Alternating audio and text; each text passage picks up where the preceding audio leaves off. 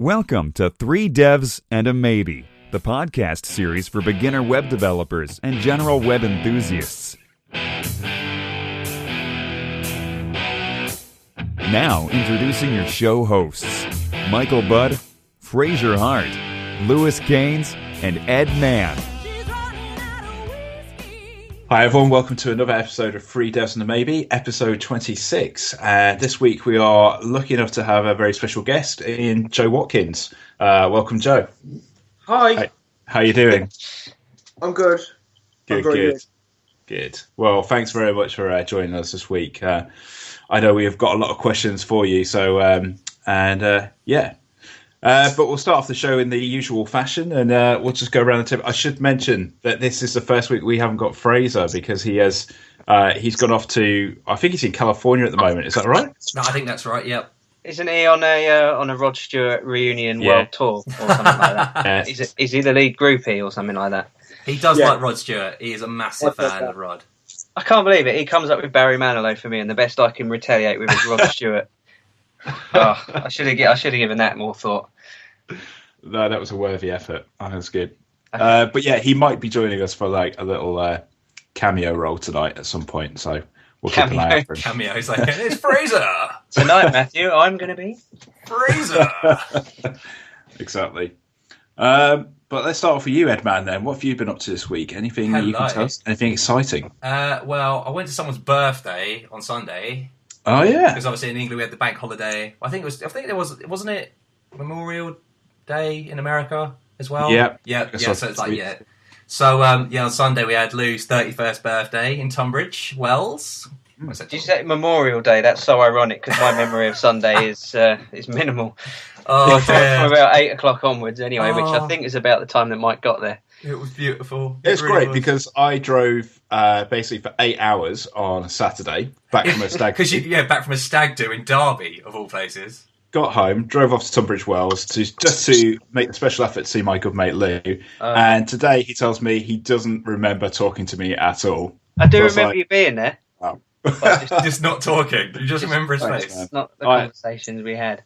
Yeah, I have that effect on people. Don't worry about it. But it was a top evening. I really enjoyed it. So I don't remember you being there actually. To be honest, sorry. No one remembers you, mate. It's just... Wow. Why did it take you 8 hours? Where were you coming back from?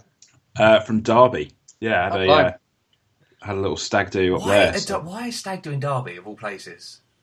Hi Derby, by the way. Yeah, hi. I mean, it's a great place. I'm sure it's a great place. Discriminate against this is when Joe tells me he's originally from Derby, and this is going to be awkward. But yeah, so why Derby? I've no idea, but to be honest, it does have quite a good nightlife. I mean, I'm not really into that thing. I mean, I was in a nightclub and I was thinking, I just want to be at home with a mug of Horlicks and my slippers. But if you're into that kind of thing, Derby is not bad, actually. It's pretty good. Brilliant. But yeah, I mean, that journey should have taken 3.5 hours, but it's just bank holiday weekend traffic. So there we go. Well, it was good to see, though. It was good to see. And it was a great night out. I mean, it was definitely... I liked, Lou's power nap, but that was a clever one. Oh, I was trying not to. It doesn't matter.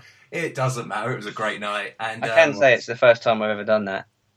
And it was great. It worked. I mean, you can't knock it if it works. And other than that, what else I've been up to? We're doing normal work, playing around mainly with Sphinx at the moment, having some fun with that, and also of Sphinx, right?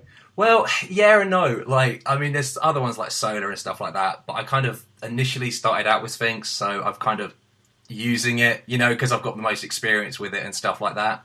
Yeah, and it's not bad, and it works pretty well. And yeah, it's kind of like, why use something out? And I mean, with Solar, I think you have to use Java, you have the JVM install and stuff like that. And at the moment, I'm trying to keep dependencies low on the server, so I don't want the JVM. But anyway, moving on, because I know you want to talk about Java and how much you love it, so it's an awkward one. So yeah, done that, and then playing around with some routing stuff. So I've been playing around like making just fun, like a PHP routing class. Everyone wants to do that. It's pretty much like a slim Sinatra kind of clone, but it was taken from a article that Nikich, I think I've said that right. I don't know, Joe, have I said that right, or have I completely? It's Nikita. Nikita, thank you, Nikita, and he did like this really great like blog post, pretty much. Not ripping apart, more analysing this another extent. It's a C extension, I think, in PHP called PUX, I think, and it kind of said, you know, it was the quickest way of doing the routing and stuff, and he was able to just in PHP land using regular expressions and some funky stuff in regular expressions to pretty much rival, if not actually beat, the performance of that C extension. So I was like, oh, that's pretty cool. I'll give that a little go. And regular expressions always scare the hell out of me. I'm not going to lie. But, you know, they're so powerful and amazing. And then he was doing this stuff and I was like, oh, this is great. So I've been doing that. And yeah, it's been a pretty interesting week. Yeah, regular expressions, it's kind of like the whole, Spider-Man thing, isn't it? Like, with great power comes great responsibility, I guess. But yeah, they can be really good, or they can really come and bite you in the backside, I guess. But I have a 2-point plan with regular expressions. Copy and paste, try it. If it doesn't, repeat steps 1 and 2. Yeah. Just go around in the circle and try again. Copy, paste, repeat. Yeah. Any other exciting stuff? Or? I've got loads of picks this week, but other than that, we'll go on to that later. We'll do that later, I'm sure. We'll do hot picks in a second then. I guess. Why hot picks? I don't know. It's always hot picks. Hot picks. Yeah. Sorry, I'm not grilling you. That sounds really hard. How about you, Lou? How has your week been? My week's been pretty good on the whole, actually. I was off work Thursday and Friday last week. I went up to the old golf at Wentworth. Did any of you watch it on TV? Probably not. I was going to. But I didn't. Well, as you guys know, I'm a keen golfer, so that's my little birthday treat to myself that I do every year. So although it was pretty wet and there were 2 thunderstorm delays on the first day, I had a great time. It was brilliant. Who was playing? Like all the main European sort of tour players: Luke Donald, Justin Rose, Rory McIlroy. Didn't he break up with his Yeah. What's that about? What a mean guy. Where's the lesson there? He gets engaged, splits up from his fiancée, and then wins his first tournament after that. What does that say? God knows what that's supposed to mean. Yeah, but anyway, coincidence. I had my birthday over the weekend, which was brilliant. So I'm told. How much do you? Yeah, no, I was thinking, how much do you remember this birthday? No, I do. I remember all of it pretty much. I just don't remember the exact conversation that I had with Mike. That's why I woke up Sunday morning feeling really guilty, because I know how much it took for you to get down there and what a day you had. Not at all. I had a great time, and the food was amazing. But probably shouldn't talk about it in the podcast. Did you get to have any of the cake? Yeah, we brought some cake home with us. Oh, good. So, that's right. That was amazing. But one of my 2 freelance jobs has now gone live, which is good. Yeah. Which is nice to get one done. I'm still doing a few bits to it, but it's how's the client been? Are they nice? Fine, yeah. Handed over? Feedback's been brilliant. They haven't just said, could you just? No, none of that. So that's good. He's written me a nice testimonial as well, because I'm having my site designed as well at the moment. So very nice. I've seen some designs for that now. I've got my logo, which I'm very happy with, and. Going through the design process for the rest of it. I hope to have that completed within the next week or so, and then hopefully I can get that built and launched. It'd be nice to actually have a website of my own, seeing as that's what I do for a living now. So, and then a whole world of pain with the other freelance project that I've been working on. So, yeah, it's been the bipolar opposite, hasn't it? Really, it's one's gone smooth as anything, and the other one's just like road bump after road bump. Yeah, it's not been fun. I'm now testing my skills as a designer myself to try and get this project done by the deadline. So watch this space. Could be interesting. any you need any recommendations or any input, just go to Mickey. He is design god. Okay. Yeah. Awesome. What I don't know isn't worth knowing, to be honest with you. Yeah. So what were the main complexities of? I don't know if you can talk about it or not, but obviously the design thing, I know you had a bit of a nightmare with. Is there any other areas that have been particularly challenging? Or well, the problem that I had with it is I can't remember if I mentioned the whole process of using Design Crowd last week, but you basically put your brief on there and designers will basically compete for it, and the way they'll do that is they'll all kind of send you screenshots of their homepage or maybe one other page as well. And you get your client to pick which one is their favourite, and then once that initial deadline passes, the chosen designer then has like another week period to then work on the inner pages and get the whole thing done. So we got to phase 1 happily, and she was perfectly happy with the design she picked. Bearing in mind that we had about 35 responses as well, so they were all really good, but. then literally from the moment we picked this designer, the conversation just stopped, just completely stopped. And then suddenly I got an email from him 3 or 4 days after I initially contacted him, and with all these links to this WordPress site that he'd built and everything, full WordPress integration, which I hadn't asked for. Oh dear. And I don't know. I'm not sure if this thing was just a cheap WordPress template that had been molded into something, but all the inner pages looked the same, and none of the images or content that we'd sent had been included. It's all just lorem ipsum text throughout, and just no work had gone into it at all. So trying to get that sorted was a nightmare, but Design Crowd have been very, very good, and they've refunded me most of my money back. So that's good. I've just now got to figure out how I'm going to proceed to get to the deadline with it. Well, you'll both be pleased to know that I have actually commissioned a designer to come up with a new design for michaelbudd.org. Obviously, I know that's probably going to be very Your unpopular. website's decision. Lovely, though. Well, I know. I don't see any area for improvement. As long as you've got the animation, the canvas animation at the top, we keep that. Some people have, you won't believe this, but some people have given negative kind of criticism. I don't know, does Joe need a link to see the site? I think Joe's too busy, to be honest with you. If I put it in the old chat window, maybe Joe can give some feedback. I like the site personally. Okay. It is responsive. I will say that in my defence. Do you mean when you click enter, it loads up? Is that what you mean? Well, sometimes it does. Yeah. Oh, okay. Yeah. Well, this is beautiful, obviously. There you go. You see, stamp of approval. Thanks, Joe. Cheers. Yeah, I am going to get that done at some point. Can I? One question. I can't take questions right now. No comment. No comment. No comment. Go Hold on. I'm just testing the responsive element. Oh no, it's all right. No, you. Oh nice. Oh yeah, no, fully responsive. That answers my question. I just had it loaded up at an unfortunate screen resolution. I have a question. Oh, and you know that colour that you've chosen there is brown. Is it supposed to be gold? No, it's brown. It is brown. You've made a brown website. I have made a brown website. You've made a brown brown on brown with a brown shadow. But to be fair, you've made it work. That's all. Is there any amount of money that can make this conversation stop? I know. I was thinking this. I think I've completely opened up. I'm really sorry.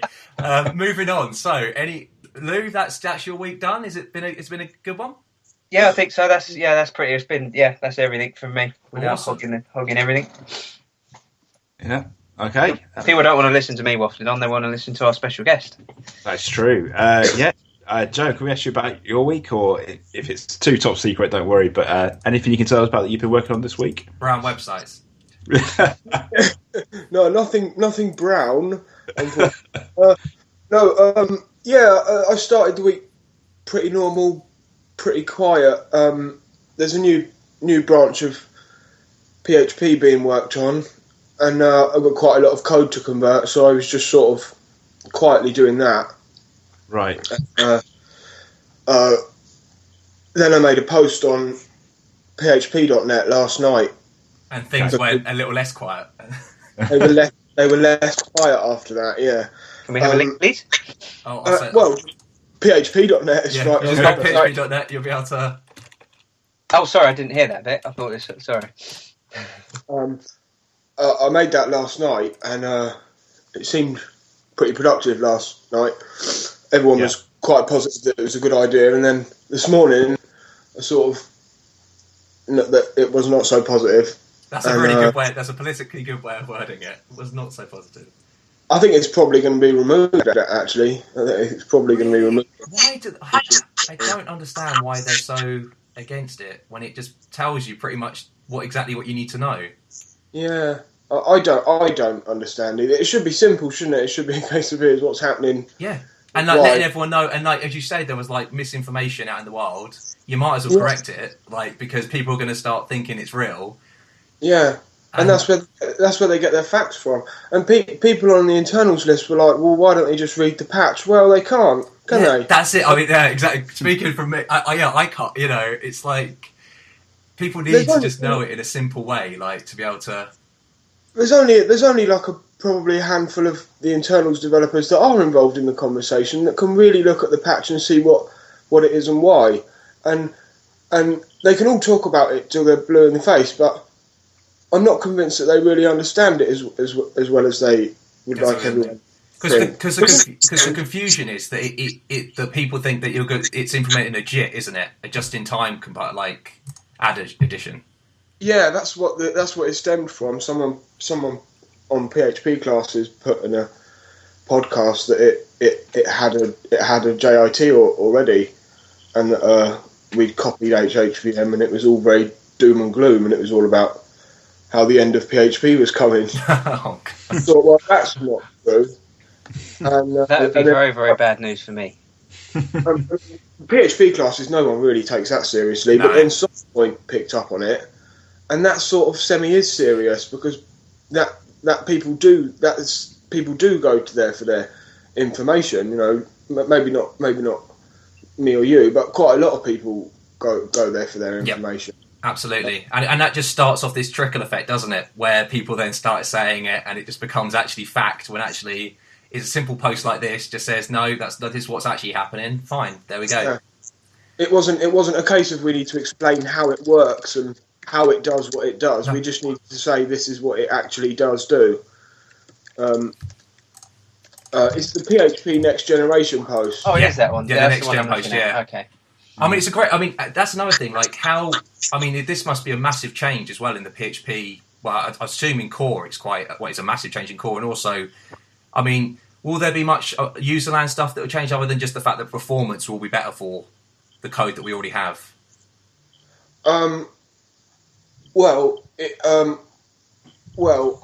It doesn't open up any sort of anything in terms of, we can't do anything like syntactically new. Yeah.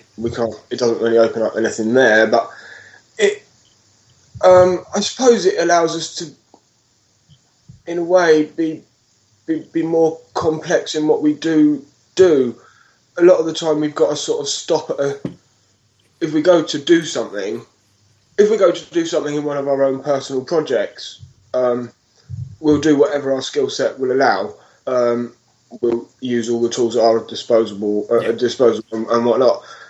When you're working on a project like PHP, you've got to consider, well, the bus factor. You know, what if I get hit by a bus tomorrow and someone else has got to maintain this then, and then they've got to understand it then. So there is sort of that, and everything that we do has got to be sort of a mediocre complexity, and that probably holds us back in certain areas, especially where it comes to this sort of thing. This sort of thing where they make very specific, sort of almost seemingly unrelated changes that then add up to this big impact. Yeah. Absolutely. I mean, and it's funny because it's been over the last year. Then this has been happening, and obviously it's only just been released, really.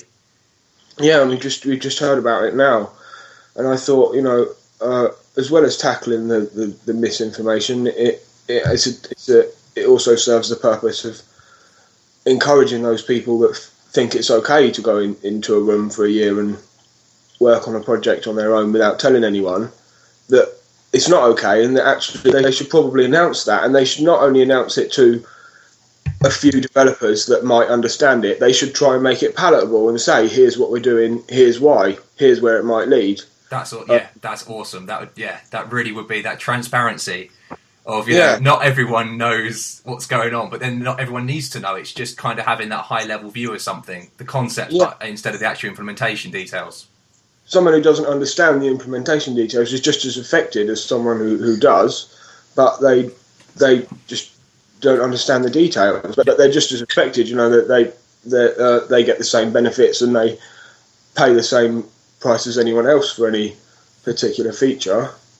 So yeah, it would be an ideal, but it's been the response is rather negative. Oh, I mean, you have had some good response though from like Phil Sturgeon and IRC Maxwell and stuff like that. So that's been a great kind of comfort. It's emerged that the idea was not actually to put it on the PHP homepage. The idea was to have a blog, and I said I would update it about internal stuff. And the guy who does all the website redesign that you've been seeing recently, Levi, said he would write about the website updates, which I'm sure people would like to know. I mean, everyone, absolutely. And we thought we'd we didn't need to sort of go and RFC and have a 2-week vote and all that. So it was, dear. And it just seemed so obvious that we were doing the right thing that we went ahead and done it. And now some support has come up for the original idea, yeah, but it does look like I don't know. I mean, if I hadn't posted that article, maybe there wouldn't a blog would have just. If I'd said let's have a blog, everyone would have just said nah. I think that may be the thing. You may have needed to kind of step into the fire a bit, may get a little burnt, just so that people actually take notice. I mean, that's not what I was doing, but I've been burnt, so I've got to try and make the most out of it. Oh dear! But did you have a good weekend though? Bank holiday weekend. Yeah, before all this happened. I don't really remember the details of it, so I assume that it was good. Oh dear! Amen, brother. You know what? I really hate it when you get like things like this, because without overdoing the phrase and stuff, like haters are always going to hate, and I just why give all that negative kind of criticism? Like you've given your free time to do that. If people don't agree, then there's a way of doing it, isn't there? But I think certainly for me, like sometimes when I write up tutorials and stuff, I'm really scared about what the reaction is going to be. Like you're suddenly going to get this harsh reaction when all you're doing is to the best of your ability, given your understanding and knowledge of a subject matter. Yeah. So I say seems to be so much arrogance with it, doesn't there? Like everyone is right, nobody is wrong. Yeah, but I guess sorry, Jacob. That's sort of the nature of a programmer to live in a Boolean world, isn't it? Where everything's either true or false. And you can determine so true. everything. Yeah, absolutely. But I have to say, because one of my favourite phrases or kind of ethos is the Boy Scout rule. But you were just talking about the bus factor. I'd never heard of the bus factor before, so I just went straight on Wikipedia, and that is now my favourite phrase because that is so true, isn't it? Like for software craftsmanship, what an absolute brilliant rule. I'm going to bang on about that to other developers at my place tomorrow, actually. That's amazing. So you're just going to say, can you be hit by a bus, please? Is that the kind of thing you're putting? I don't know what you're trying to... Well, I'm just basically going to run someone over in a bus. It's not music marketing tips, is it? I'm on the wrong website here. No, it's not. It's not that I'm aware of. The bus factors where if I write something that's so complicated that no one else understands it and I'm hit by a bus tomorrow, then there will be no one else to maintain that software. So we have to think... bus factor, sorry, I thought it was buzz factor. Apologies. No, that's my fault. I misheard. You should make that, Lee, the buzz factor. I must admit, I was scrolling confused then. But anyway, carry on. Sorry, you were saying... Yeah, so that's the bus factor. So we've got to consider when we're working on a project with like PHP, we've got to consider the abilities of everyone else more than our own. Just to ask you a quick question on that one, because it's something we've talked about in many of our podcasts and stuff. But with regards to the bus factor, would you say that's in terms of the actual code you write, or are you talking about commenting in the code? Where do you stand on that? I mean, how much commenting is good, how much is bad, I guess? Well, I don't like it when you've got like a class and there's like a really obviously named member, and then someone puts in a comment the name of the member. Yeah. And it's like pluralised. So I really hate that. That's totally pointless. Redundant. Yeah, and it detracts from actually reading the code. It slows you down. Reading is pointless. So I don't see the point in that. I think really.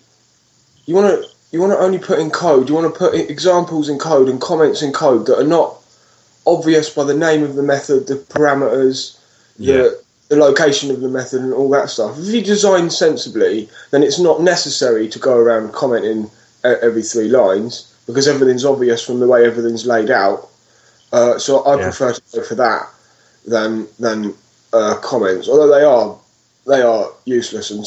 Some features you've got to use doc blocks comments for, like annotations and things like that. Sure. But, I wouldn't bother with that. Yeah. Cool. I guess one thing I was going to briefly bring up, and we did talk about it last week, but this is for everyone. But I did get a chance to now listen to. Well, I listened to 2 of the 3 Google Hangouts on TDD, and I thought it was really interesting, but. Kind of by end of the second one, I was kind of thinking, I can't believe like we've been talking about this for so long. Like it seems to like make a big deal out of something that's not a big deal in my mind, because it kind of, I think like the premise for me was, look, it doesn't matter how you come to this point, as long as you get to the point where you have confidence in your code. So whether that's using TDD or whether it means you literally click every button, link, every combination on your page if you so choose to, that's your prerogative. But as long as you get to that point where you've got confidence in your code, what's it really matter, to be honest with you? But I don't know, have you guys all listened to it? What did you think? I personally thought, I agree with you completely. I think it's that one trait, one way isn't right for everyone as well, and like the way I was explaining it last week, I do test, I unit test, definitely, but I do it after the fact of writing a bit of code, and I do it like Ben Ramsey said, you wrote a bit of code, you write a bit of code, you write the test for it afterwards. I'm not in this ethos, so I have to write the tests out for everything before I'm even going to touch, and it has to go, and then I'm going to implement. It's that whole example of, okay, so I write a test for an add function, and in this test it returns 4. So in the implementation, to make that test pass, I'm just going to return 4 statically. But it's like, well, or literally, it's like, well, if it works for other people and it builds, they build up systems that way, that's great. But yeah, it's not like a religion thing where everyone has to go through the same thing. Yeah. What about you, Joe? Anything different on that, or?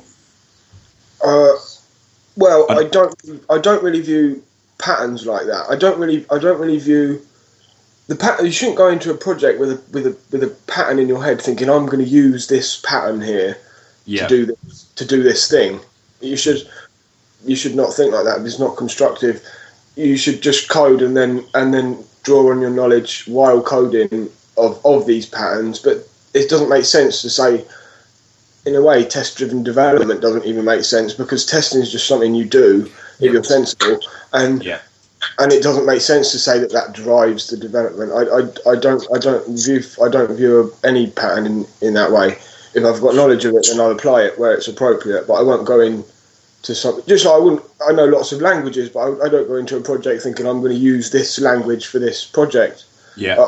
I'll get a brief and I'll do it the best way I'm able. That's what you should do, probably. Yeah, I completely agree. I mean, anything, and I wouldn't really say I agree or disagree with this, but one of the things my friend said was he uses it because he finds that it helps him to stop any kind of almost like project creep, I guess, or not from the client side, but ended up going off on a tangent by mistake. So he writes his tests and he's got like this frame there that he knows that, well, if, once he's done all this, he will have all the requirements of the site. So kind of like a job spec type thing. It's almost like coded job spec where you can kind of add the bounce. I could definitely see that. So it's not something I think you should let drive the development. If you can come up with a feature that's particularly elegant in your mind or particularly suitable even, then you shouldn't say, I'm going to change it because it's more testable this way, if you don't feel that actually that's not the right way to do it, or that's not the best way to do it.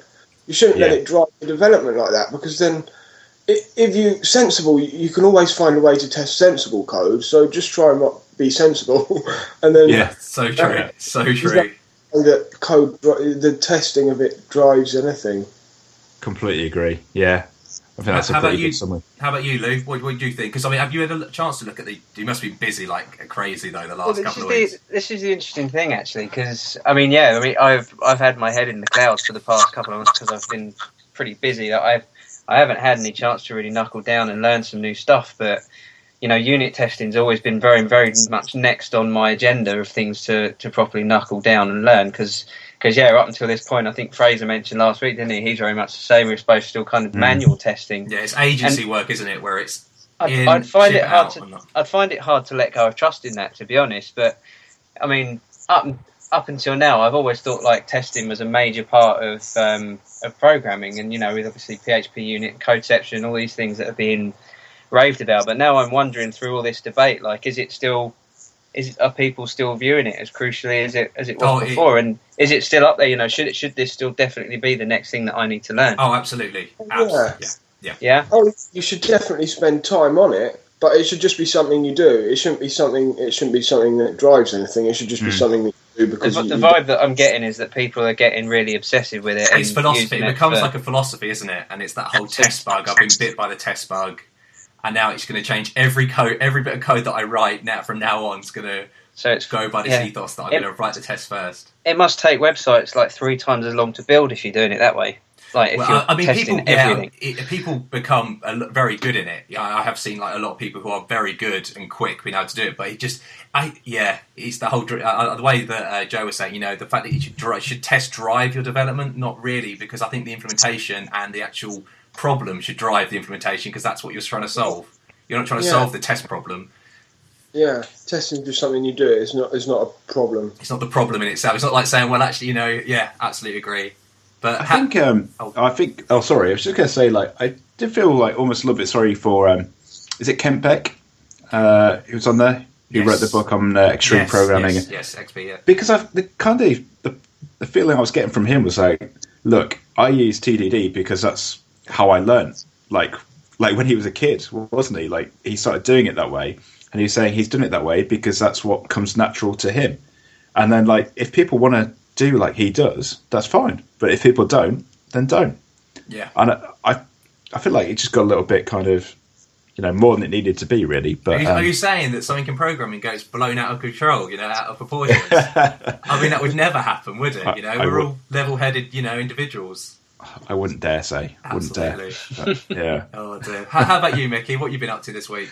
Okay, so like I said, I had this stag do for my good friend Paul Lord, which was amusing watching him walk around in a pink dress around Derby. But most people would be embarrassed by that, but he actually just loved it. He relished it. I've met Paul, and I can't imagine he was too embarrassed by that. No, I can imagine him doing it on normal weekend, to be honest. So, but I had that, and then the rest has kind of been revising. Yes, because you've got an exam tomorrow. Yeah. So no stress, no worries, man. Yeah, that's it. But this is the last exam, though, isn't it, for the year? And then you've done your first year of a master's. So. Yeah, that would be good. So, intelligent systems tomorrow. So, I'm not ready, but I've done a little bit of revision, I guess. So, what's that involved then? Is that like the whole genetic algorithms? Yeah, evolutionary algorithms, and then there's like a section on like artificial neural networks. Cool. Which is like my weakest bit, but it is very, very cool topic. I have to say. So what are you going to remember to bring with you this time? Your card. thermometer. All right, yeah. Or a thermometer, and not your bag. Not my bag. Yeah, it should run a lot more smoothly tomorrow. It's fortunate that you actually work on campus as well. Kind of. Very lucky, actually. Yeah, that could have gone horribly wrong, but dear. Yeah. So I've been revising that, and actually, I'll come on to it in a second because my view. Yeah, should I start with my hot picks? Get out of the way. Well, I was just going to wonder. Actually, I don't know. Say a random tangent, but what have you thought about? What things you're going to be doing next year? Like, what ones you want to do? And I suppose actually you better fill Joe in. Sorry, Joe. So Mickey's doing a master's. What is it? A computer? You might as well say you're the one doing it. Advanced computer science. Yeah. At the University of Kent, as you would. Yeah. As you would. Brilliant. It is. It's really, really good. As for modules next term, someone was recommending data mining, which just sounded boring to me, but he was raving about data mining. Is Simon Thompson doing the functional one? I think so, You have to do that. You have to. That'll be Erlang, that'll be Haskell. See, that is something I would like to do. Type theory, it'd be fun. And maybe I'm thinking of like logic and logic programming. I like Prolog and stuff like that. That'd be cool. Yeah, because I had to kind of help a mate with that this week a little bit. I don't know any Prolog, but I tried to help him with some of the exam questions, tried to learn a little bit. And I didn't get very far. I just kind of like looked at like rules and facts. The rest of it was completely foreign to me, which is like most languages, you can find lots and lots of similarities, can't you? Yeah, not the logic, not logic programming. So foreign to me, but it looked amazing. And, like what you can do in Prolog, which would take you a lot longer in other languages. Isn't like the example like the Sudoku solver or something? Or am I completely wrong? That because seems to be a big thing that you can, in a couple of lines or something, you can write a Sudoku solver.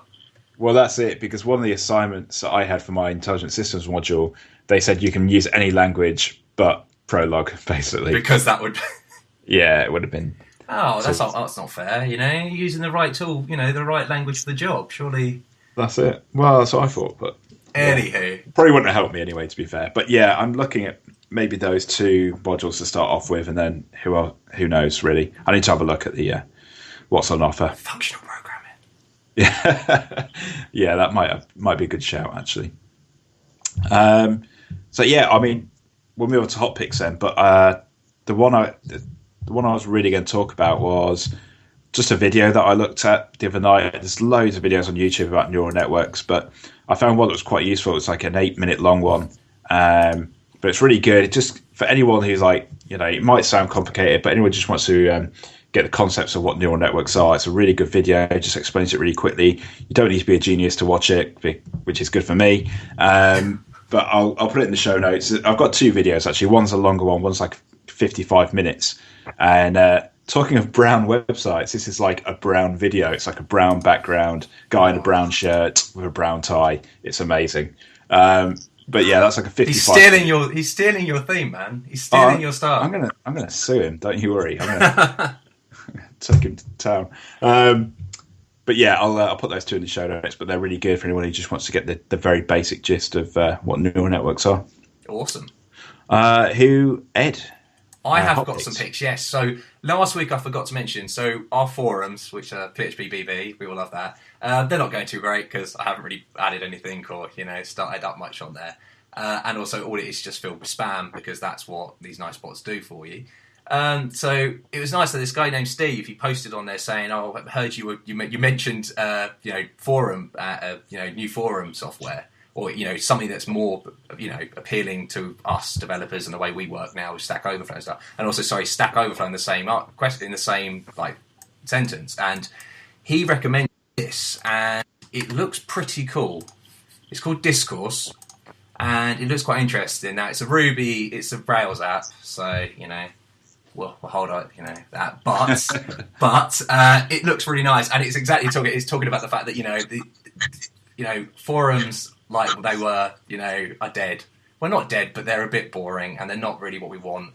And this seems to take a new spin on it and everything. And I'm looking at setting it up and everything on just on my box, so we can have that and hopefully move over to that and see if that's a bit better, a bit more interesting. So thank you, Steve. Looks really nice. Looks very nice. And then I have another one. So I don't know. I use something called Subsonic instead. I used to use Spotify, and now I use something called Subsonic, which is it's almost like your own personal kind of Spotify thing, where you're able just to have your own music collection on a server yourself, and then you're able to use a web browser, just play it.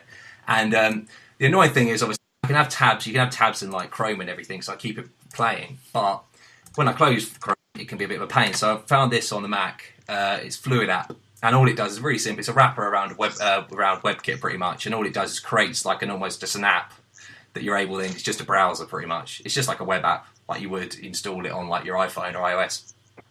So that's quite cool. And finally was the fun thing that we were talking about, Mickey, at the weekend, where I don't know how we got into it. We got onto the maybe monad. Yeah. We somehow started talking about that. It ended up into that. I don't know how we did it. Anyway, Igor, I think is his name. I'm going to probably... Is that right? Yes, Igor, yeah. Oh, awesome. And he's had a couple of good posts on this, actually. One of them is the sum, the maybe monad, and stuff like that in PHP, so it's quite interesting to see. And yeah, so definitely recommend having a little read of that. I love the fact that his Twitter handle is Igor while true. That is fantastic. Classic. Any other picks? I think that's it for this week for me. Yeah. Okay.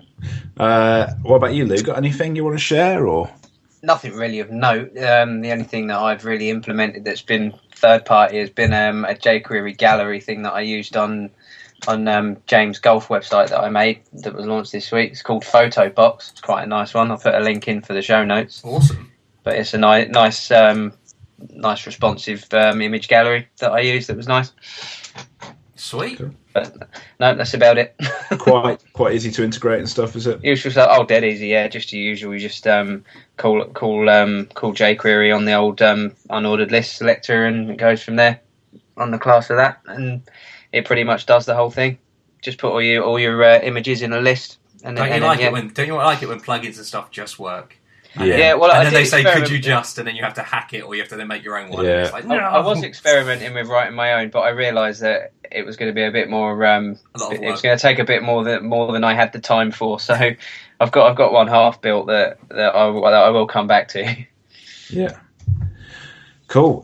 Joe, we're going to put you well on the spot here, but usually, like, if we have a guest on show, we usually ask the guys like if they have any hot picks or anything they've been playing with in the week. But usually we say to guests like ask for 3 of your most favourite tools or plugins. It could be anything really, but anything you recommend to any developers who are listening to our show. We primarily kind of our audience, we kind of try and target like beginner programmers. So anything that you think is invaluable to you, something that you use all the time.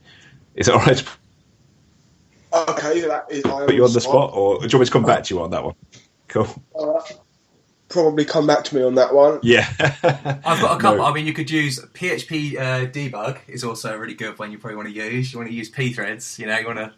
Yes, which is very true. Yeah. I didn't know I was allowed. I didn't know stuff. Pthreads is quite clever. PHP debug is useful. I suppose, actually, here's a question. What editor do you use is always the question that everyone will spark up a massive debate. Editor? Yeah, text editor, or IDE, or whatever your pref is. I don't use any IDEs. I use gedit for... That's new. Stuff. If I'm connected to a server, I'll use Nano or Vi. If I'm not, I'll use gedit. See, I always pegged you as an Emacs guy, and I don't know why. No, I do like to have a few of creature comforts from like a desktop. Yeah. But I don't like IDEs because they just slow you down. Yeah. That's cool. I mean, like, have you ever looked at Sublime? Obviously, is okay. A lot of noise and stuff. So, have you ever played around with Sublime? Well, no, I haven't actually tried. That's quite a new one, isn't it? I haven't actually tried that one.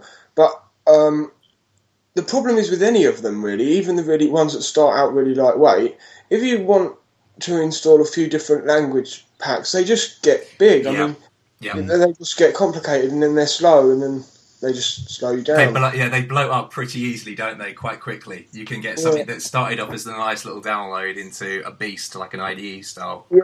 You download it for PHP, and then you add your C stuff to it, and then you add your Java to it, and then you're playing Python, so you add that to it as well, and then the next day you can't start it anymore. You're loading up. It's 5 minutes to load up, and you're just thinking, I don't really need this anymore. You just get another browser, you get another text editor, start again. The only time I will use an IDE, I sort of have to because I'm terrible at anything that's graphic, is when if I'm doing a GUI for a desktop program. Right, yeah, like NetBeans and Eclipse and stuff like that. Yeah, I use them then if I have to. That's cool. Yeah, I'm not good. Yeah, it's all the boilerplate code as well, isn't it? I'm assuming you mean like Java and stuff like that, where you're bringing around like swing stuff, and it's just a pain. Oh yeah, there's like 500 lines of just lines. I did actually. It's interesting because I saw like Groovy, and it had a really nice DSL because it did great, and you're able to write your GUIs and stuff in Groovy, and then obviously still use Java and stuff. And I thought that was quite a cool idea because Java is quite a verbose language or something like that. Extremely. I haven't actually tried Groovy yet, and I know what it is. Yeah, but I haven't tried it yet. I don't really do that very often. I'm mostly on the console, really. Yes. But occasionally I have to do something that you've got buttons with and that. So you thought, just bring up the IDE and save you all that hassle. Absolutely. Yeah. I mean, you can do it, but you're sort of guessing. And, and you're just loading the thing up every time. Yeah. And you're just like, oh no, a little bit. Oh no, I have to move it just a little bit. And especially if you want like a specific as well, pixel to pixel perfect. It's too hard. So how did you get into programming, Joe? What's your kind of background? Well, I can't really remember the details at the start. I was probably quite a young child when I was shown C. Wow. But I didn't really pay any attention because I was a kid and I was cool, do you know what I mean? Absolutely, like this is loser stuff. But then I didn't pay attention, like didn't talk about it or that, but I did enjoy doing it when I was with those people that introduced me to it. And then I didn't really pay it proper attention or do it full time until I was an adult, really. I can't really remember what. As a child, you're fascinated with any way you can affect the world, and it was probably just that. I was affecting the world in this really grown-up way, and I thought, oh wow, cool. And so was C your first language, or you just saw it and you didn't really use it? It's the first one that I remember learning. I remember the details of learning, but I probably was introduced to other languages, but I don't remember them, and I don't remember learning them. Sure. But there was other things around, but the details from C I remembered, and I hung on to. That's like a really useful language to know, isn't it? I mean, I don't know if people would recommend it as like a first language for people to learn, but that must have put you in such good stead with like everything else. Yeah, you can pretty much read anything really that comes after it. Yeah. I've never really had to put effort into learning any language. Just read a bit of documentation and sort of start using it. So probably that did provide me that, yeah.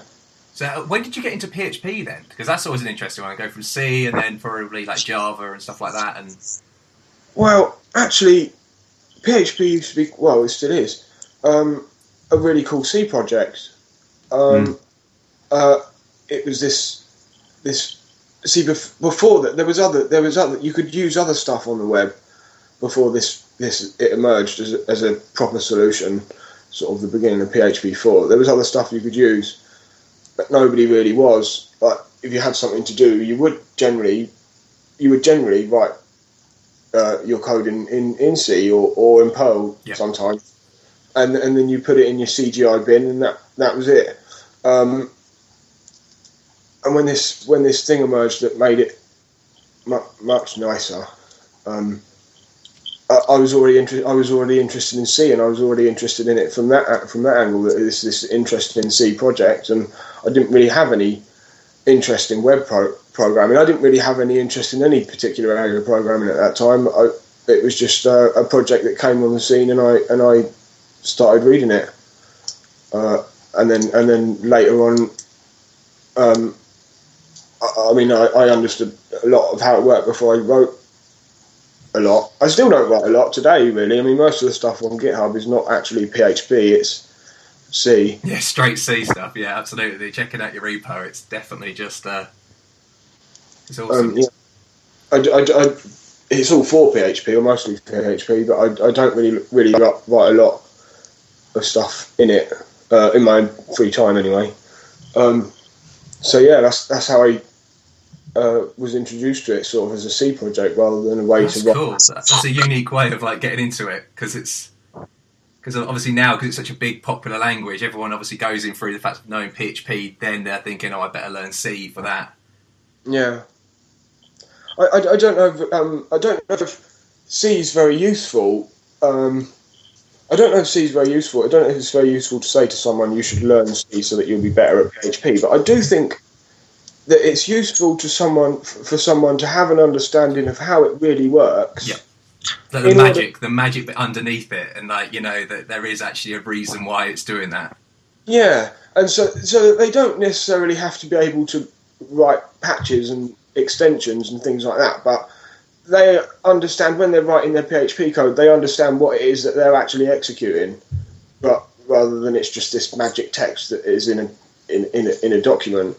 And I think it's not necessary to learn C, but it is necessary to read about it and find out about how it really works and how it might be improved or that. I think that's important, but I don't really think it's important for people to learn C. I mean, they should. Yeah, it's important. So, did you go to university and stuff and study computer science, or did you? No. You just went straight out of. That's pretty cool. Yeah, it felt hard. So, what do you currently work on then? Are you like a freelance developer? I'm not. I'm employed by a company in the United States. Oh wow, that's cool. Wow. They've got a team of about 50 developers, maybe. They've got a range of sites, and my general job is improve shit. Cool. Very cool. Better and make it better. So it's really quite ideal for me. Yeah, just do, like, so a lot of refactoring. So is that in C or is that in PHP or just whatever language they have for that client or that project? To quote the bloke who interviewed me, I say interview, he spoke to me for 5 minutes. The greatest interview ever. It's like, and you're hired. He said I could write in Thai if I wanted to. I'm not restricted. If I've got a problem and I see a way to do it in Java or C Sharp or whatever, I can do what I want. Oh wow, that's nice. Yeah, that is open rate. That is cool. Yeah, it is actually. I've not actually had that before, so I don't think I'll be changing companies for a long time. Have you taken advantage of that? Like used any funky languages or any things that you probably could have gone another route with? Oh well, I mean, I've written a couple of extensions in response to problems. I probably could have solved it otherwise, but I've got this job where I'm allowed to write extensions. Absolutely, and you might as well take full advantage of it and keep it interesting. And they're actually up for that as well. They're not silly. When I first started, a couple of days after I first started it, a couple of weeks, we got a bunch of unit tests, but they all broken because they all rely on RunKit, and that's the worst software in the world. So it just crashes all the time, and so we weren't really able to run our unit tests, which is quite an important part to the build process. It's quite a serious problem, and no one else was really taking it seriously. But I think it's a serious problem anyway, because we put effort into writing them. Everyone writes them, and they're there, and they should work. But RunKit's very poor. Yeah, so I got to write an extension that replaced RunKit and test helpers. Oh wow! So for the users, what is RunKit then? RunKit is the extension for PHP that allows you to do stuff that you're not really meant to do. Yep. Rename methods and redeclare internal functions and undefined constants and things, all the things that don't make sense and you're a bit scared. That sort of stuff. That's what RunKit done. And then test helpers. And when you're running we only used it really to overload a couple of opcodes. When you're running a test suite, if anything calls exit or die, that screws everything up. So you overload exit, don't you? And then that's so cool. I've never done that. Yeah. So then I found flaws in the test helpers extension, and I couldn't really solve it. So I just wrote the solution into the UOps thing. That's so cool. And then I put it up, and Sebastian tweeted on where you tweet. He tweeted that it could replace test helpers, which was nice because I'd done that at work, and then it was in. And you're able to use it and actually help the whole community out as well. That's really cool. Yeah. And I suppose your company must be pretty cool with you being able to do this stuff because it helps them and helps you and helps the whole community, so it can't be a bad thing. Yeah, it's not a bad thing. Well, I mean, when I started there, they had no GitHub account and that. Now they've got a GitHub account and they've got their own repos on there, and I put stuff on there as well. Oh, that's cool. Well, have you got a link for that? Because that'd be great to put in the show notes. It's called Dating VIP. Data VIP? Dating VIP. Oh, Dating VIP. Thank you. Cool. It's got an IRC bot and Yep. Oh, and there's userland events, which is quite cool. Where you can add a listener. You can add an event. An event is when a function is executed, so you can add a callable to be executed when another method executes. Whoa, that is cool. Yeah. That is crazy. I like that. I like that a lot. I'm going to definitely be checking that out. I suppose that's the thing. So like, where do you kind of see PHP going? I suppose it's one of those generic questions, but it's quite interesting as you deal with the core and stuff. Like, being so low level and in the trenches, where do you see it going in the next like couple of years, maybe, or is it really quite sketchy? Well, no, it's not really that sketchy, to be honest. There's this weird attitude where if we don't, like we were saying earlier about RFC and every little decision, there's this weird attitude where if we don't do that, then we're not being open, and so it looks sketchy because there's no RFC saying here's what we're going to do. But in actual fact, the Next Generation branch has emerged. Yep. If we don't use that, then we're barking mad. Some other people have been doing lots of work on 64-bit support. It turns out that the patch they were writing is not suitable, but that's still good research. We know what the suitable patch looks like, so they can implement that. So we know that the next major version of PHP is going to be 20 to 30 or 30% faster. We know that it's going to have support for large strings and 64-bit numbers, possibly, I think, and we know that it's going to have a lot cleaner internal API. We know to a degree what it will look like. We don't know what the language features will be yet.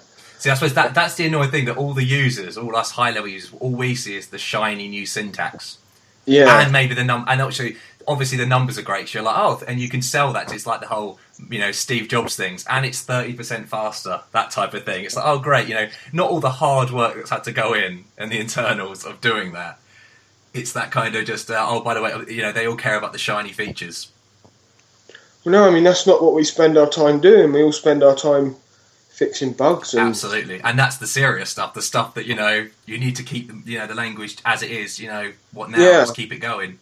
Yeah, it's much harder work as well. It's easy to come up with ideas. It's easy to write new stuff to a degree. It's not easy to go into a big system like PHP and be useful at all. Because there was one RFC actually that you did. I think it was Phil Sturgeon, was the array of thing.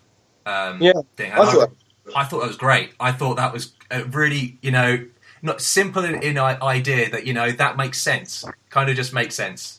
Yeah. And it didn't go. I mean, I don't know why it didn't go through. Was it something to do with like a collection library or something like that? I'm not quite sure.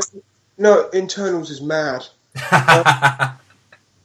No, what it was that if we have generics from Java. Yep. If we have that in PHP, then the array of sort of doesn't conflict with it, and it could even support it, but it sort of confuses the issue for people, and most people don't know what generics are, and if we introduced them, it would be nice to be able to say this is what they are and to give a clear description. Yep, and that's it, and that kind of gives them to it. I can sort of see that, but then at the same time, I can also see that all of the other languages I use allow me to do what that RFC was proposing.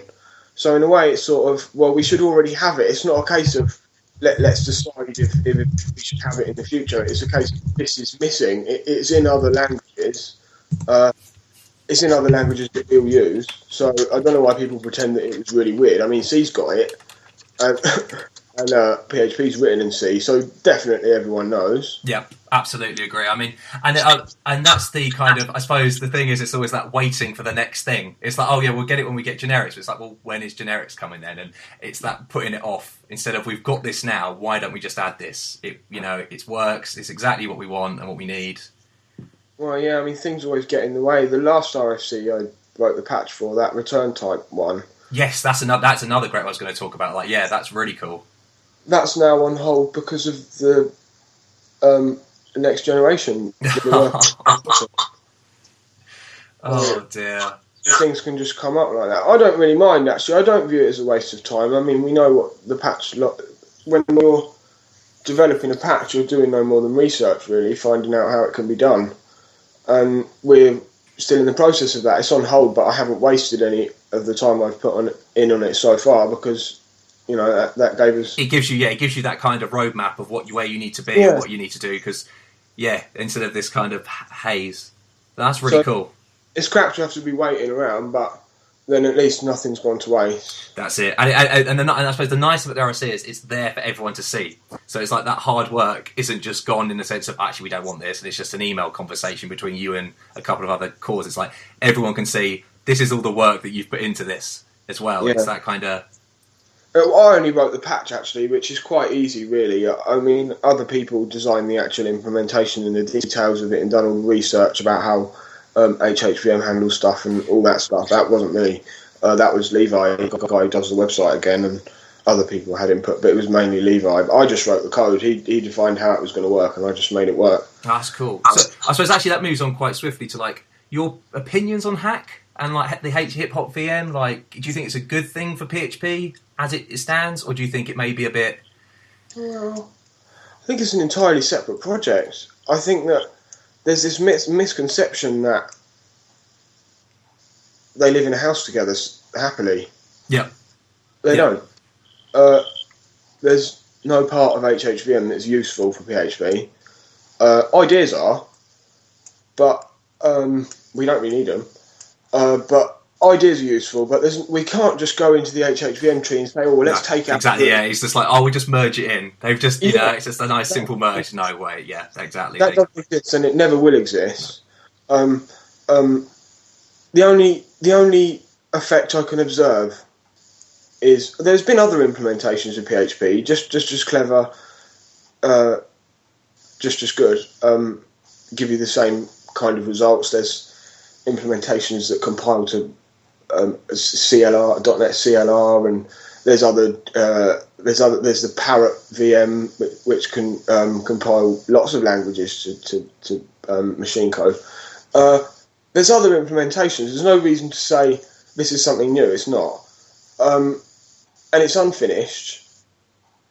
And the only effect I can observe is that when we used to come up with ideas, we put forward RFCs, we would discuss it and we would say, well, here's how it's good for users and here's how it's bad for users. And now we've got this other project on the scene, which none of us have actually got control over, except like the two people that are involved in internals from Facebook. None of us have got any control over it, and we're having to consider that project's users now and their theoretical code that they haven't written yet, and they might not ever run with HHVM anyway. So that's a negative thing. Yeah, it's kind of like just barged its way in, hasn't it? Without like opening the door and saying, "Oh yeah, okay, let's have a meet and greet beforehand." It's just saying, "Hero, I'm here." I kind of resent that because now everyone's got this view that Facebook have done this thing for everyone. Yeah. When they didn't do that at all. Businesses don't work like that. No, they did it for themselves. They had a massive code base with PHP, so they couldn't move it, and they thought. And it made sense for them, and that's great, and it's technically brilliant. I mean, it is. So are all the other implementations, but there's no reason to say that they done it for everyone else, and they done it to help the community and push us forwards. It may well incidentally push us forwards. It may well incidentally help, but they didn't do it for that, and they don't have the same kind of openness that we've got. No. There are a few people making decisions in a room regarding the future of HHVM, and that's really for the benefit of Facebook as a company, not the community at large. Of course, it has to be. Yeah. I mean, we're all grown ups. We all know how business works. Absolutely. Yeah. We should be under the impression that, and that's why I don't use it, and also because I was terribly disappointed with the way that it did actually work when I tested it. Oh, really? Yeah, it's got some stupid flaws.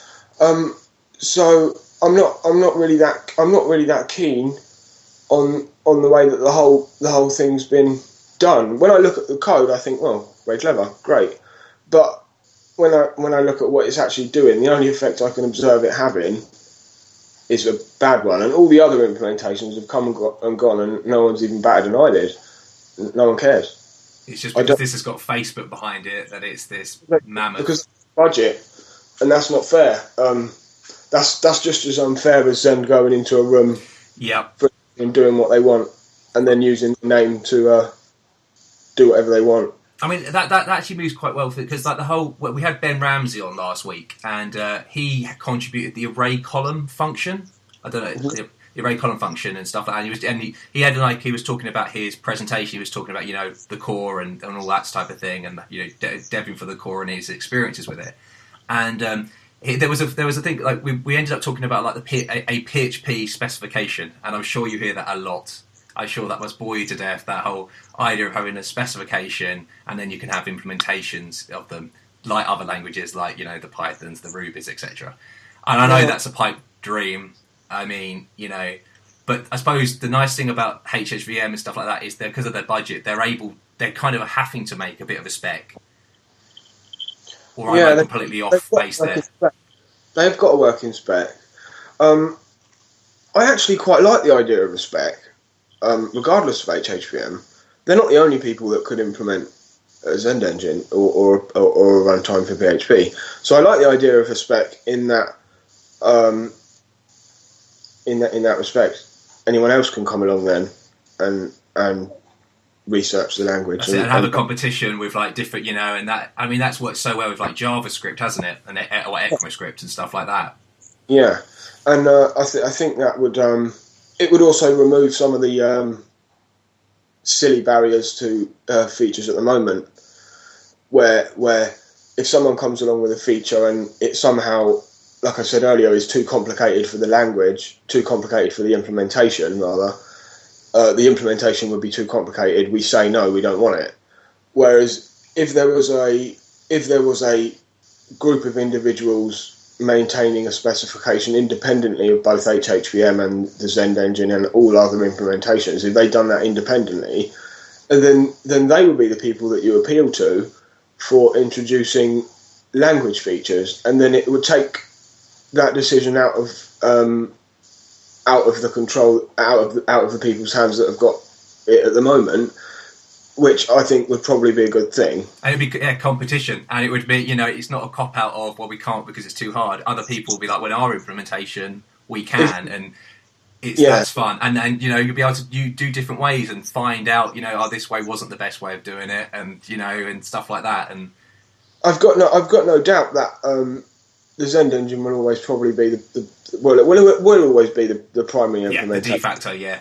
Yeah, like C Python and stuff like that. Yeah, I think it's just about changing attitudes where the people who maintain the Zend engine at the moment don't have to worry about how complicated it makes the language, because there's another team thinking about those decisions, and they've got the task of, like you do when you're a programmer in a team, they've got the task of doing the job at hand in the most sensible way.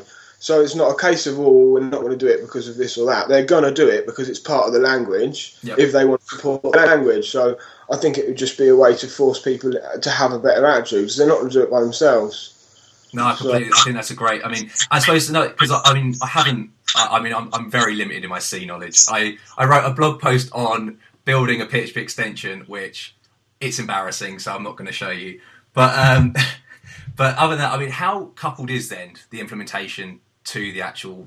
Is it pretty much Zend is part of it? They're one and the same thing. We pretend there's a difference between Zend and PHP, but they're not really. It's all the same. At most, Zend is the next folder. Right. There is a sort of separation in the code, but the idea was that that Zend engine should be independent, that we should be able to take Zend engine out, another engine in, and compile it, off we go. But no other engine has ever emerged, so that just became a non-issue. And that's it, and then it makes it easier and quicker to be able to, and that's it, isn't it? Who's typing? And so the line's been blurred over time, and now it's not really there anymore, and you can't really say that there is a difference. Yeah, and that's it. And I suppose that's because there haven't been any competition with any other implementation that they've had to kind of carry that on.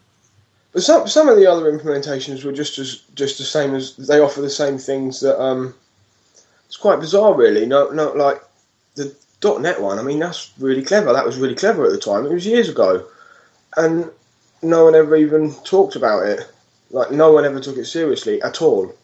And just because this one's got Facebook's name on it, that's it. Yeah, they got a nice fancy website. And I don't want to sound like I have anything against the people who wrote it. I'll say it again. It is technically brilliant, but I just don't. I have to be honest and say that the only effects I can see are bad. Well, and that's, you know, we all can have our own kind of opinion on it and stuff, and that's the great thing. I mean, I done a podcast with Sarah. Yes, I think I listened to that a couple of weeks ago. Really good one. And she got me interested in it, and then I downloaded it and tested it, and like I said before, I was disappointed, but not because of, just because I think it makes some silly calls that I don't think would have got past us. And so when they say that they're fixing problems, I'm not sure that they are. They might even be making them worse. And I suppose that's kind of, they can kind of, again, they're doing it, and rightfully so, for the Facebook's thing of that's their direction on it, isn't it? Because their project is fine with that, and their program is fine with that. But yeah, they don't have to the same, pass the same bar that we have to. And like their BC really is just the code base they have at Facebook. Yeah, really, it's like that's all they have to care about. They do put a lot of effort into I've noticed them putting a lot of effort into the frameworks thing, and that's commendable. Yeah, and that's probably costing them money. I mean, when you think about it, they've got to pay developers. It's probably costing them money, but at the same time, it's not really enough, because they've still built this language where they've made these decisions. Like to be specific, like asynchronous functions are not always asynchronous, and return type hinting can be ignored at runtime, and these are just the decisions that no single person would have made on the PHP internals, and as a group we wouldn't have let it go by. But they solved the problem. Oh dear. Lou, Mickey, you got any questions? I've just hogged, Joe for the last. I'm being really mean, eh?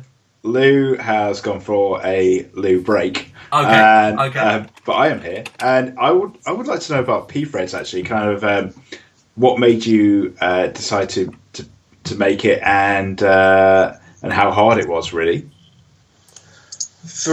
Many years of Java torture. Yeah. I like Java. It's extremely powerful. Yeah. But I have no fun in it at all. Really? I love it. I absolutely love it. But yeah, go on. I don't find it any fun. Most of the decisions are already made for you by years of tradition, and I don't feel I can be as creative when I'm writing code there. So I just don't enjoy it for whatever reason. And sure. I didn't have a holiday from work in 3 years, and then I took a long holiday. And at the beginning, I just sat around literally in my pants, and just thought, I'm gonna do something for me. I'm gonna write something for me. That's so awesome. I had protected all that in that whole 3 years. I wasn't on GitHub or anything like that. And then I thought, I'll do this. I know it's technically possible. If anyone tells you it isn't. I'll do this. I already know what it looks like. I mean, it pretty much looks like Java does. And that was it. About 5 days later, it worked. And then I put it on GitHub, and I've been developing it for a couple of years now. That's. I mean, the idea was it. So was it actually like a decision at the beginning to make it a Java-ish looking API, or was that more the fact that it just worked better that way? I knew it was going to be object-orientated, because that allows something. Yeah. From a Zen perspective, we've got an API on objects, so when you read or write a member of an object or call a function on an object, that object's got handlers, so you can see there where the opportunity comes in to implement safety automatically by implementing them handlers. So I knew it would have to be, or it should be, object orientated, and Java was just sort of obvious. I know it, and other people know it, and I could pretty much just copy a pattern that I know people are pretty much comfortable with. That's it. The transition is great, because you can go from Java and then into this and be like pretty much the same. Yeah. So I suppose the one thing I did have, and even in my, I did a blog post on this, and I sadly made the mistake, is getting pthreads confused with PostX threads. well, I'm not like a very creative person, and what? Oh no, I love the name. No, I love the name, but yeah, that's the only thing. Like, and it's my bad really, because it makes sense. PHP threads. Yeah, but it doesn't really. I shouldn't have called it pthreads. I mean, there's already it was really lazy, but I'd already done it, and people were already using it, and I thought by the time someone actually said it, and I recognised when it was first said to me that was a stupid thing to do, I couldn't change it by then. It was already too late. So, yeah, that's why it got called pthreads, so I just didn't think. That's all right. It's great. I mean, hey, the implementation's amazing, so they can't complain. It does rely on POSIX threads as well, and at the beginning, I didn't intend to support Windows. It was a POSIX threads API, but it was high level, object orientated. But it was a POSIX threads API. It uses all the same stuff, and it would have made sense if it didn't work on Windows. It would make sense, but yeah, it doesn't really make sense.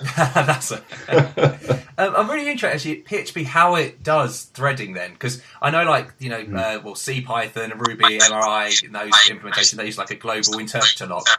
Yeah, don't use one of them. No, how does PHP do it? Well, actually, it's always had the ability to do that. Oh, really? Yeah. Wow. If you've ever used PHP on Windows, it's likely that you've actually used a threaded PHP. Because Windows is better with threads than it is processes, and so the default build for Windows is threaded. It's always had the ability to do that. It does that by PHP is the extensions that are loaded. So when it loads up and it initializes all the extensions, and all the extensions populate hash tables and things like that, in each thread, the whole thing that orchestrates what memory each module gets is isolated completely, so that is shared nothing, isn't it? A great design decision there. Yeah, I know. That is a great design. it makes it so much more difficult. Was it actually? It was designed for that then, or was that just kind of like a happy? That's PHP's threading model that it had since the 22nd of May. The year 2000. Wow, so, that's great. It's had it for a very long time, and it's misunderstood massively by even the people that use it. But it is misunderstood, in that people say that it's not safe. It's just provably not the case that it's not safe. It is safe. It's safe in theory, and it's safe in practice. The thing that makes it not safe is there's some libraries that predate common sense, like they. I love that predate common sense. They're not re-entrant, so they don't. They have global shared state, so they're not. It's not that they're not thread safe, because thread safe wasn't a thing then when that was written. But anyway, they've got globally shared state, and so they're not suitable for use in any multi-threaded application, not just in a multi-threaded PHP environment. If you access it from two threads in any language, you'll break stuff. Things like local and that's actually the only one that I remember. But there's like one or two libraries that are written so badly that you shouldn't load them. But otherwise, it's not a problem. People make up what they don't understand, and that's why people wrote for years that it was impossible. And then you broke the that myth. Yeah, that's so cool. So how long has pthreads been going along for then? How many years, or is it a year or so, or how much development have you put in? A couple of years, I think. Probably since I joined up on GitHub on the 28th of August 2012. I joined up with pthreads on there, so... Oh, wow, that's cool. That's a great project to start off with. It's like, and here you go, community. Enjoy this. Yeah, it was quite cool. That's so good. And I suppose another project that actually people will see immediately, in 5.6, is PHP Debug. Mm. And would you mind having a brief description of what that is and how it affects us? Yeah, sure. There's two big debuggers for PHP, Exec Debug and Far Dump. that's a pretty sorry state of affairs. Yeah. I don't mean to go into competition with Xdebug. Xdebug is a very mature, solid platform. In my view, in my technical view, it's bloated, but that does not stop it doing its job and being very useful. So I'm not in competition with Xdebug, but I won't use software that I don't personally like. So we decided that me and a couple of other people, one other person actually, decided that we would write a debugger. And then 24 hours later, another guy joined in, and a few days later, we had this working debugger. Oh, that's cool. It just sort of all came together, and then someone from Zen said, "Could you RFC for inclusion?" And then everyone voted yes. So that must have been great. That must have just been great. There's just everyone. I saw that on the website. 40 out of 40 said yes. Yeah, that was a good result. And then now it's going to be out in PHP 5.6. So you have a bundled command line debugger. Might seem a bit foreign to everyone who's sort of grown up. GDB, yeah. Me, it's GDB. Yeah, that's what we were going for. It's where I'm comfortable. It's what a debugger looks like.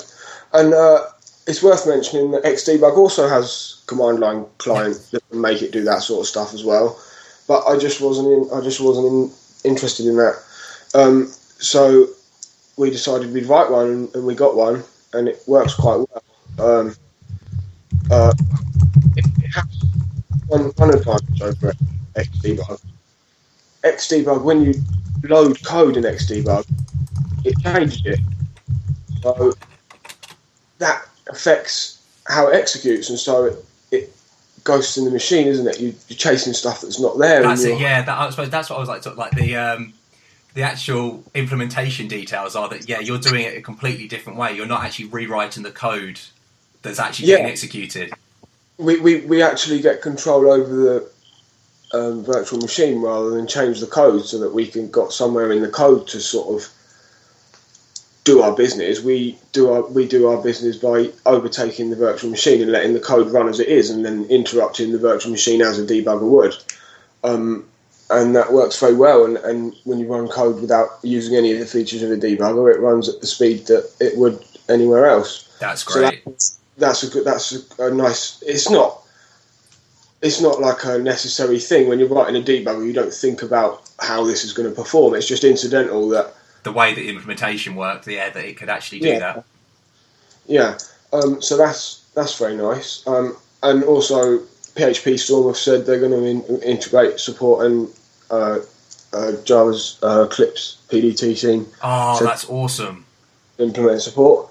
So that's quite nice for everyone. Because it should have a debugger, shouldn't it? I mean, you shouldn't.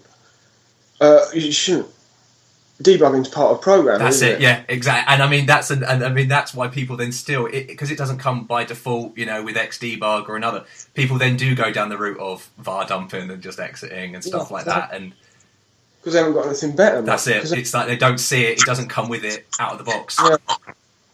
But fortunately, everyone recognised that was probably a good thing to have in, so that we didn't have to even have any arguments or anything over about that. So that was nice. It's nice, nice to be able to do something and it just all goes through.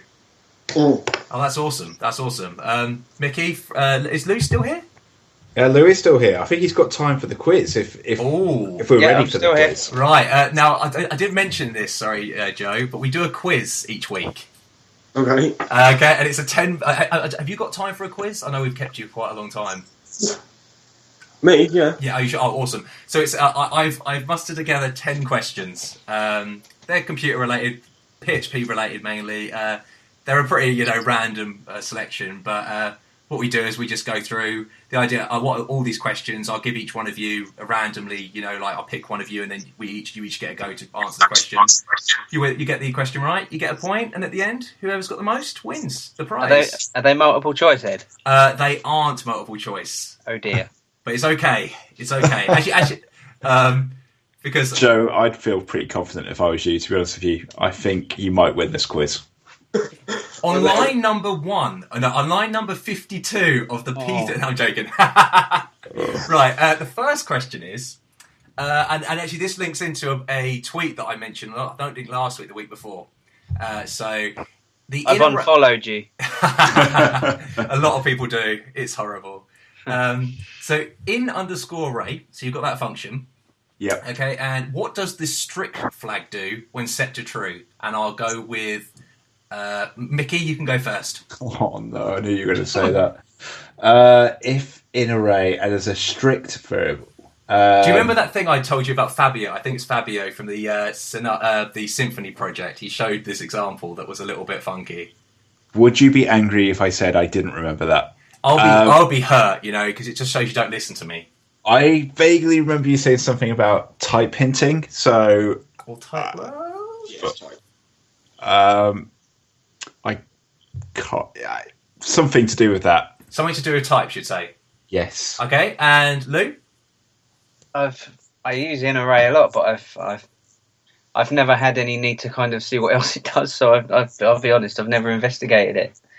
That's so right. I couldn't offer an answer. That's right. But, and then Joe?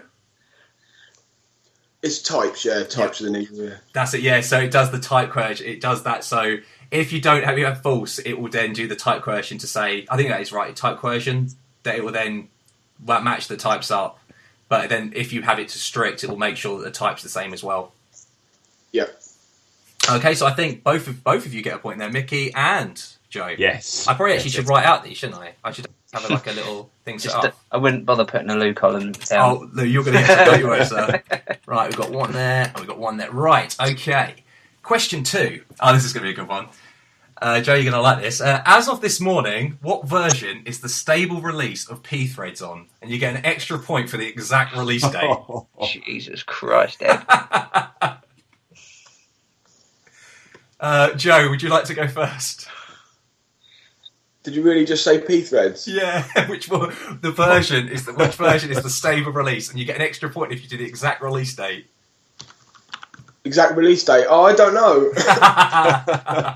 I don't know. I think it's 2.0.4. I'm not really sure. Don't know when the release date was. That's all right. How about you, Mickey? Well, I am desperately scouring the web. Totes cheats there, but whatevs. I have no idea. I'm sorry. I can't even hazard a guess. See, I think I've been too mean, haven't I? Really? A little. Yeah, bit. you could say that. I was trying to up the game. I thought, we're going to do this. I'm going to be. So it's 2.0.7. Hang on. Wrong.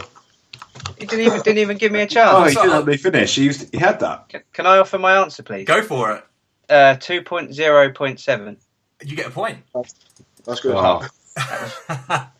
Thankfully, What that was one. Sorry, Joe, that was one of the easier ones. Sorry, Joe. What did you go for?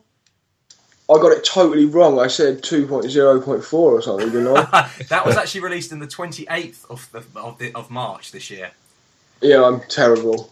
Actually, to be honest, release date of 6 and 7 was the 10th of this month. Yeah. So I have to do that because when I make silly mistakes in a release and I have to repackage it for some obscure, usually Windows operating system, everyone complains at me if I don't bump up the version and I delete the package, so I have to do that. you have to do that. Oh. So, number 3. As of PHP 5.6, what is the default char set in the PHP IndyConf? So it was empty. So the default char set. So you've got char sets. Remember what we were talking about in the Unicode episode? Yeah. How about Lou? You go first. It has many possible answers. I don't know. UTF-8. That's Okay. How about you, Mickey? Well, I would have said the same, but it's almost like you're trying to trick us. I don't. Yeah, I'm going to go UTF-8. Yeah. Okay, and then Joe. Repeat the question. Okay, so as of PHP 5.6, what is the default char set in the PHP ini config file? In the what config file? The PHP ini one, the default one. So it's empty originally. I don't know. Probably UTF-8, but I don't know. It is UTF-8. You're all right. It's Yes. now, it's gone from being empty to now being UTF-8. Boom. Yeah, that was the basis for my answer. This is going to be a good one. Oh God. Mickey, you're going to love this. Okay. What did the Y2K_compliance config setting do? Oh. Absolutely nothing. It was removed in PHP 5.4, so it did actually do one thing. Oh, damn it. Well, apparently, I found this on the tweet, so obviously tweets are, no idea. Other than probably, I've no idea. Okay, how about you, Joe? The Y2K? Yeah, the Y2K compliance, it was just a true or false, it was a Boolean, just config setting. No idea. Seems really obscure. It is very obscure. And how about you, Lou? Have we done something to upset you this evening? Did you say something you don't like? Oh dear. Is it the year 2000? Yes or no? That's what it does. It is, yeah. Y2K. So, right. So, you're all wrong. That's all my... Oh, damn it. I love it because in the actual documentation, it's so generic. All it says is enforce year 2000 compliance, which is okay because obviously the Y2K_compliance, but it doesn't give us that. But from a tweet, if you set it to true, apparently Rasmus, he said apparently all this did was set the cookie to use 4-digit dates or 4-digit years. Sorry. Right. No. So it's absolutely, I'll obviously, be using that one. we all need this, This is a bit alright. What does GNU stand for? Isn't it a type of animal? So it's the project, the project. So, Lou? No, I don't understand what you just said. That wasn't a word. GNU. What did you... Oh, GNU. I've not heard of that. GNU. Like GNU Linux or GNU GNU Emacs. Oh, GNU. Yeah. What's that? Yeah, sorry. Yeah, GNU. Yeah, sorry. I was about to say it. That's GNU. What was the question? Oh, so what does that stand for? What is an acronym for? Ginormous. Nasal. Nasal. I don't know. Graphical. Oh, I don't know. That's all right. I run out of funnies for this one. How about you, Mickey? You know what? I'm sure I used to know this. No, you've Googled it. Don't even go there. Even if you come up with the answer, I don't believe you. I think it's a trick question. I don't think every one of my questions. You always think my questions are tricks. These are just valid, nice questions. I don't know the answer, but I do think it's a trick question. Okay, and how about you, Jay? No, I've got nothing. So like a silent J or something. So what it actually stands for, it's a recursive acronym like PHP, and it's called GNU's Not Unix. Yeah. Right. Yeah. Because obviously, Richard Stallman, it's just like, it's not Unix, though we were completely just copying it. Anywho, so these questions are horrible, aren't they? Do I get half a point for trick question? Well, it wasn't really a trick question, though, was it? Because it tricked me. So, all right. But this has been in the news this week. Yeah.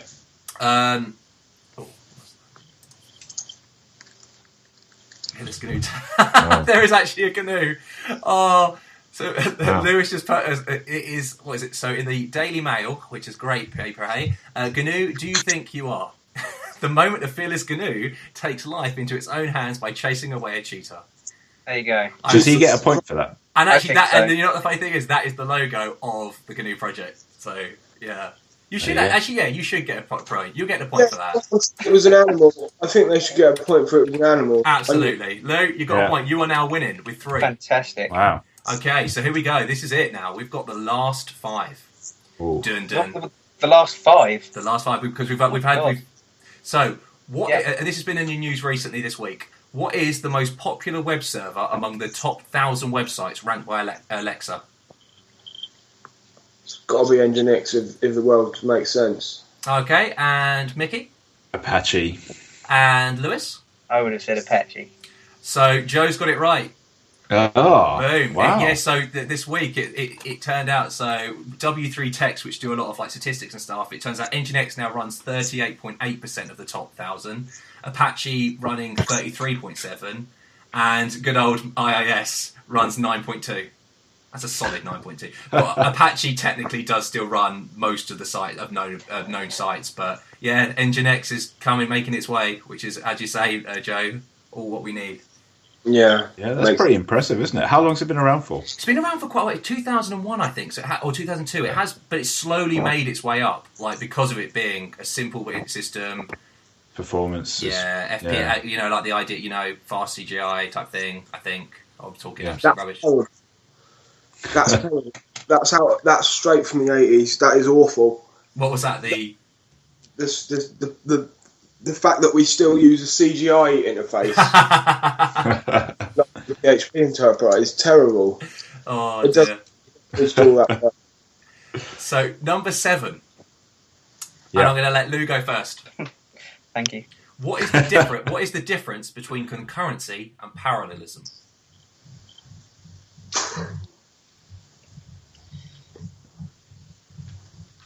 Yes. Yes, there is a difference. Yes, I've really thought about it. I don't know. Honestly, you guys are so many further years ahead in your development than I am. I'm sure Mike will know. I hope so. He did this on his course, I think. So that's the thing. No, I had to Google it as well. That's what I'm doing the quiz. Did you do the quiz? I'm going to go back to golf. Lou. Oh, not Lou. Mickey, sorry. So if you'd asked me this last week, I would have had the word-for-word answer, which I can't remember now. You did the exam. I did do, yeah. But in a nutshell, concurrency is like the actual application of splitting tasks or doing like the whole divide and conquer type stuff, whereas parallelism is the actual using the resources, the multiple CPUs and the multiple cores, and spreading it over those resources. Okay, and Joe?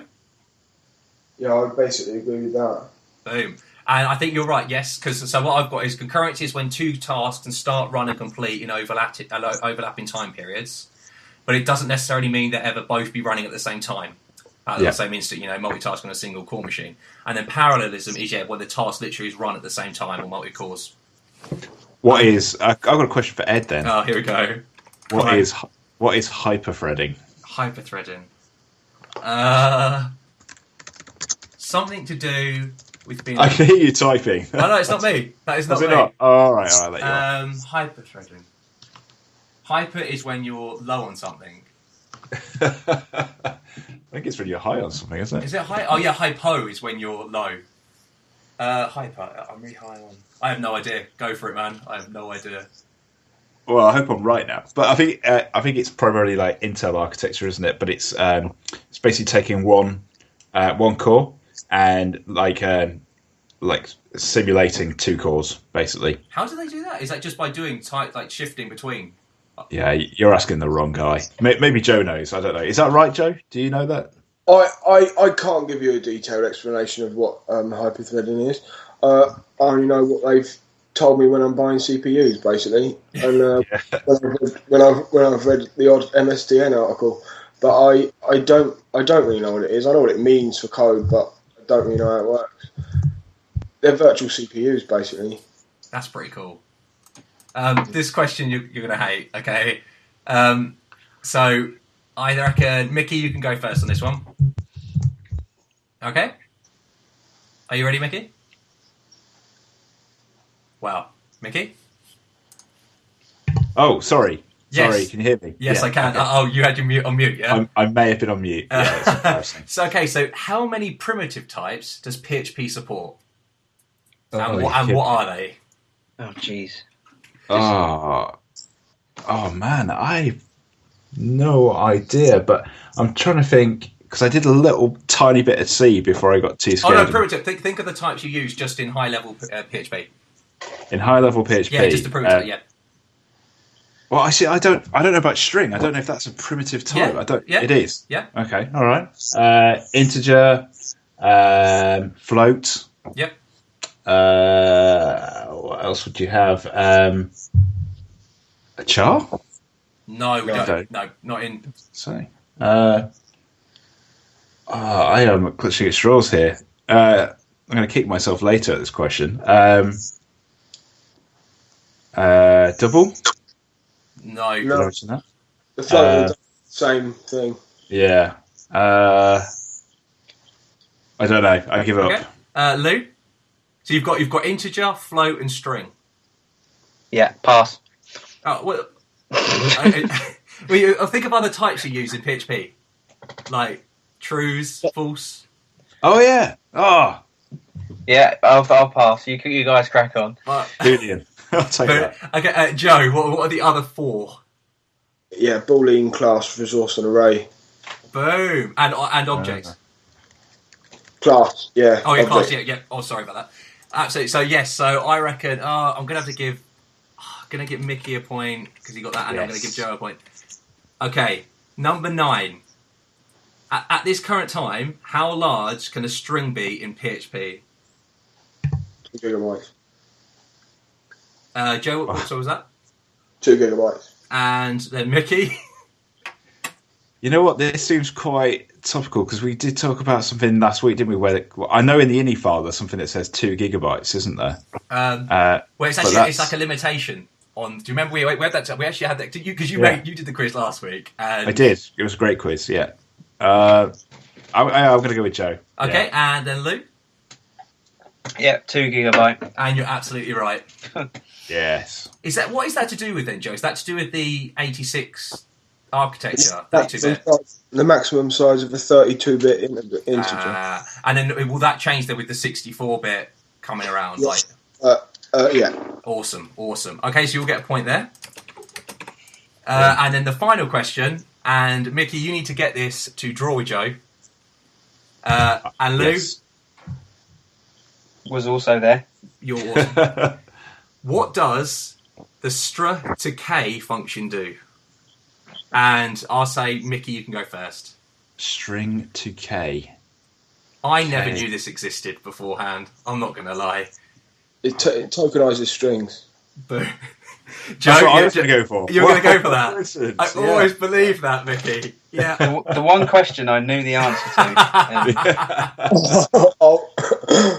I think Joe's a very worthy winner. I think Joe is definitely the winner, and he's absolutely right. Yeah, tokenize his string. So you win the week's thing. Congratulations, sir. Well played. I'm so proud. You know, this is something you can take home with you. Well, you're already at home, obviously, and enjoy. The competition was fierce. Oh, and the questions were so relevant. I mean, obviously, the Y2K_compliance one definitely needed to happen. Yeah. Oh, dear, I was glad that one was included. Oh dear. Well, that's all my notes done, really. Cool. Well, I guess we'll just say a very big thank you, Joe, for coming on the show. It's really interesting. And thank you. Yeah, thank you so much, man. I mean, appreciate it. If you ever want to come on again, just let us know. It'd be awesome. It's been great having you on. I guess. Out. Sorry, Joe, just missed that. What's that?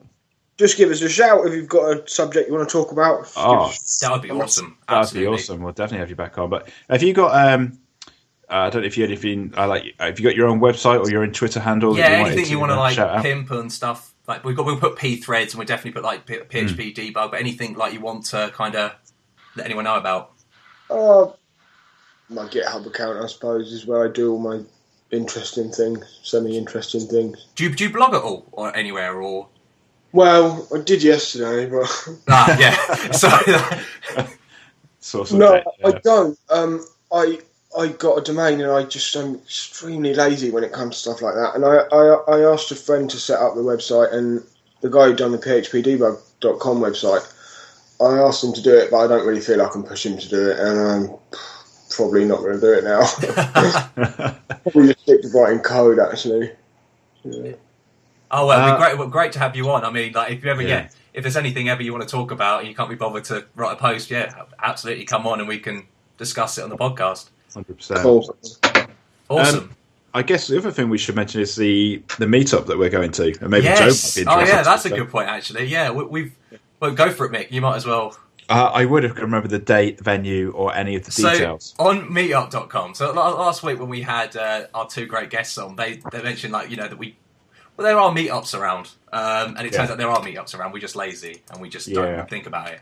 And so I think me and Mickey are on it now. I think Lou, are you in for it? Yeah, hopefully. Awesome. So there's a web developer. I mean, it's just a meet up with a bunch of people in Maidstone on the Thursday, June the 19th. Oh yeah. Have you seen that? I'm on Meetup, and I'll tell you an embarrassing story quickly. I signed up there, and it was just before the PHP UK conference. I'm not very good with big crowds and that, and someone gave me tickets to go to the PHP UK conference, and I thought I'd go to this Meetup thing just to see what it was like. Yep. Yeah. And I drove all the way there, parked outside the pub where it was at, walked past the window of the pub, got back into the car and drove home. Oh, really? Was it not? Oh, so was it, you actually went to this one, the web developer one? I didn't. I failed to go. I walked past it and thought, no, I won't. Oh, man, if you want, we're going. We're literally, if it turns out to be, crap, which I hope it won't, I'm sure it'll be nice, we're just thinking of having a couple of drinks, just meet up, and it'd be great to have. Yeah, and then I went to the PHP UK one, and it was pretty disappointing, really. Really? Oh, man. Yeah. But hey, we could talk about this off air, maybe, and it would be awesome. Meet up face to face. Should definitely come. It'd be good, even if it is if it's not very good, we can just have a drink and. That's what I was thinking. Because it's that one thing. It's like that scary, like meeting these people. You're just like, I don't really want to meet, but then you do because you get to. Yeah, so that'd be really cool. Yeah. That'd be awesome. Yeah, but if anyone's listening who's in the UK area or close to Kent, then or maybe come up north if you want to drive all the way down because you do care. Yeah, maybe Lamin will come down as well. All the way from Manchester. I don't know about that. Oh, if he was committed, he would. Yeah, I love that. The guilt trip. If you liked us, you would. Yeah, cool. All right. Well, Awesome. I want to say, big thank you to Ed for preparing notes, questions, quiz, etc. And thanks again, Joe, for coming on. It's been really interesting. So we'll be back next week, guys. We'll see you then. Thanks a lot. Bye. Bye. Bye. You've been listening to 3 Devs and a Maybe. You can contact us at contact@3devsandamaybe.com or follow us on Twitter at 3 Devs and a Maybe.